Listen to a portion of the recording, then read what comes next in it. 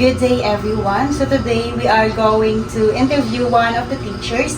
But before that, let me introduce ourselves. I'm Gisela Bahao. I'm Janina May Franza. I'm Janine Rial. I am Mabel Borlas. I am Yuzel Zain Estamagel. I am Mary Jane Dingding. And we are from St. Cecilia College. And today we are conducting a short interview about the teacher as an innovator. So now we have here Mrs. Tagaas. Good evening, ma'am. Good evening. Now, could you please introduce yourselves, including the school where you teach, and how many years you have been teaching, and the subject you teach? Okay, so first and foremost, I am Mrs. Erlinda Albiso Dagaas. I am teaching in Naga Senior High School. I am 13 years in teaching in service. Then at present, I am handling entrepreneurship subject to my grade 12 students. There are different strand, EBM, the YOMS, and the what do we call TBL, the ICT. So, how long have you been teaching and what inspires you to become a teacher? Okay, so I am already 13 years in service in teaching. Then I am very much inspired of being a teacher because the first thing is to have a stable income and a very good incentives and what you call this, imo bitang kaugmaon stable ka. Then the second thing is to impart my knowledge to the students, especially now at present the millennial age of students. So, what challenges have you encountered in your teaching journey? Okay, so many challenges being a teacher. You must have all the patience because you are handling different kinds of students, different what you call this strand, like the EBM, the STEM, and the TBL. When we handling TBL, it is very need of long patience and very much bitang challenging. But when we handling like YOMS and STEM, they are very initiative, innovative students and very what you call this bitang murag mas experienceable pa kay nato. I am now like growing with them. Murag magdungan mig kat-on sa mga bata. Yeah. So, let's proceed to the innovation strategy that you're using in teaching. So, ang question is, can you describe an innovation strategy or project you introduced to your class? Okay. When we talk of innovation, I am in TBL students, I am applying the what we call John Dewey's theory, which is learning by doing. And at this present, very challenging, innovative is we depend on ChatGPT. The AI, no? The AI, no? So even me as a teacher, to innovate my class record, E-class naman, we use E-class, no? Then to innovate also my DLP, the daily lesson plan, mangutana na lang po ni GPT. Yeah. Pero we are not depending on GPT. GPT is only guiding us, but we are still having our own strategy. Okay. So, by what inspires you to use that strategy nga ka John Dewey? Okay. John Dewey's theory is very applicable by this moment because we are student-centered curriculum. Yes. We are no longer using our curriculum-centered, like teacher-centered. We are no longer applicable that one because the students is much bitang mas updated pa sila kaysa teacher. Yes. They know how to use computer, the teacher don't know how yet. No, because bitaw. But we are still innovating. We are still upgrading our style. So John Dewey's learning by doing, the student are very cooperative and patiently participative in having their activities, no, because they are like for example the TBL students, they are more on skills. We don't rely their knowledge because we want them to know, learn by actual doing. That is why we that's why we implement the John Lewis theory. Yeah. So next, what risk or challenges did you face when implementing it? Okay, the rest, RISK. Yes. Very much risky because there are times na we lost patience in sometimes different characteristics of a students. There are some students nga they make their own ano ba ilang life ba nga nagtudlo ka diri sila sa dito na miyaw very murabag maka lost patience, so very rest because I am handling grade 12 students most of the time, so they are more paano bitaw sila nga 21, 23 nana sila yung mga kabuot. If you scolded them, imo silang kasab-an, delikado atangan ka sa gate, gabon ka dito. No? No, so that is the very risk nga imo gyud nga i-hold ang imong temper. Just hold your temper and kana bitang kuan gyud nimo persevere, gyud nimo perseverance and more on patience juga kay kalami na gyud nimong dok-dokon dong. Nya labi na gyud og naay times there were times gyud nga I can say bully to the students. Panitan na magsikog nagpray ko diri nya ingkol close your eyes and bow down your heads, then we pray. Nagsig-agit-it og katawa sa akong tupad. Akong gingnan nga wa kinom sa imong tambal. So nakabully nako. Delikado man to siya magdumot. So that is the very rest of our part of our teacher. So bantayanan jud ana to, beware.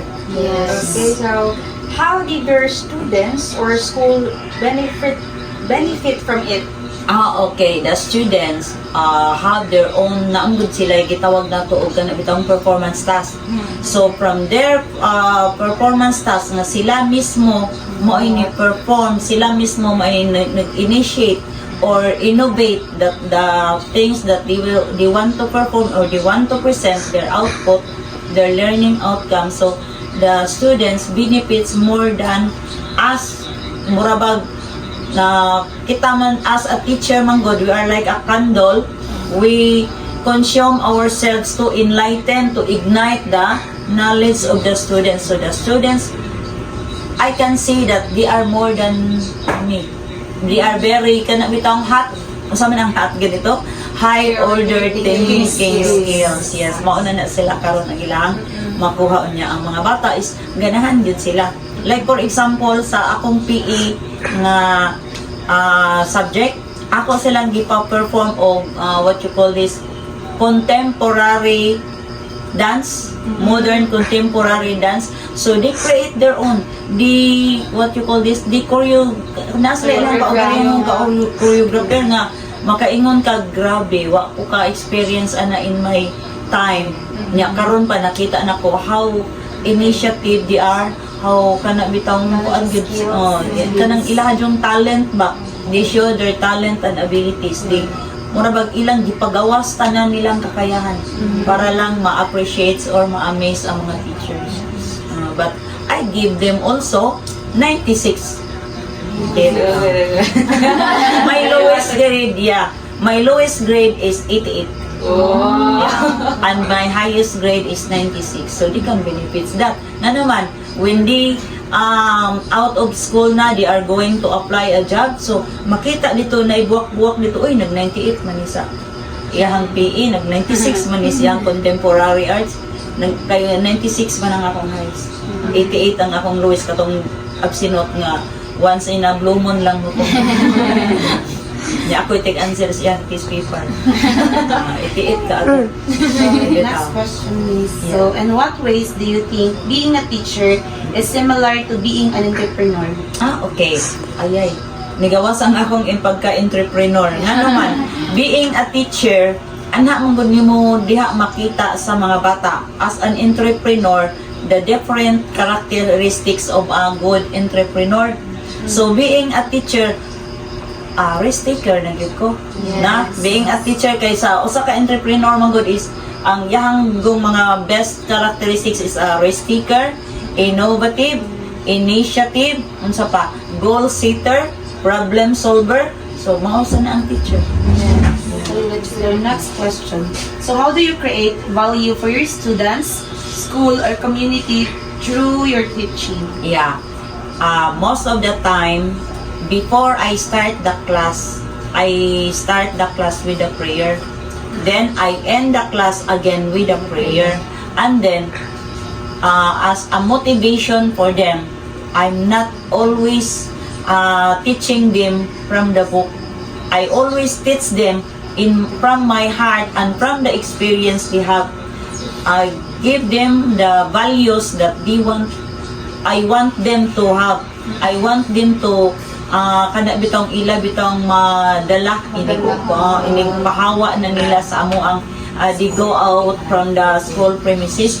So I integrate always the values of what are the difference from the centuries and the 21st century and katong yung ato ang mga kuan unsay kalainan nga ang kaniadtong panahon kung magminyo magagad kung kanus mo full moon pero karon dili na magagad na kung kanus mo dako ang tiyan komedya